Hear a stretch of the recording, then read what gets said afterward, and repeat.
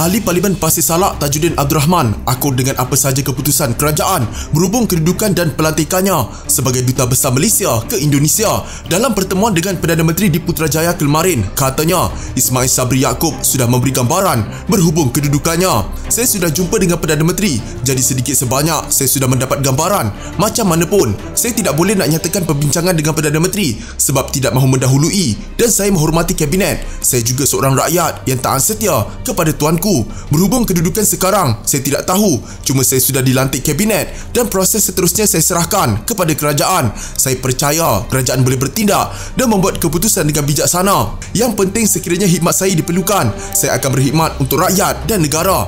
Malah saya boleh menerokai peluang yang ada supaya kedua-dua negara sama-sama menikmati kerjasama yang membawa kepada kemajuan dalam pembangunan, ekonomi, pendidikan dan lain-lain, katanya menurut utusan Malaysia. Sebelum ini Tajuddin dilaporkan digugurkan sebagai Duta Besar Malaysia ke Indonesia selepas kerajaan berubah hati mengenai pelantikannya. Menurut sumber kerajaan, pada 12 Julai lalu Sultan Abdullah Sultan Ahmad Shah menggunakan watikah pelantikan kepada 4 ketua perwakilan Malaysia ke luar negara. Tetapi nama Tajuddin tidak tersenarai dalam penggunaan watikah itu.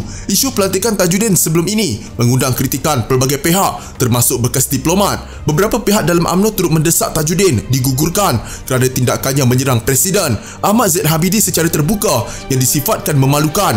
Sementara itu Tajuddin berkata dakwaan beliau tidak layak memegang jawatan itu bertujuan menjatuhkan reputasinya. Mereka buat macam-macam cerita yang bukan bertujuan baik, semua bertujuan dengki, khianat. Apakah mereka ingat saya ini langsung tidak ada kemampuan, kelulusan, pengalaman? Itu dari pembangkang. Saya tidak kisah, tetapi saya kesal orang UMNO sendiri ikut sama.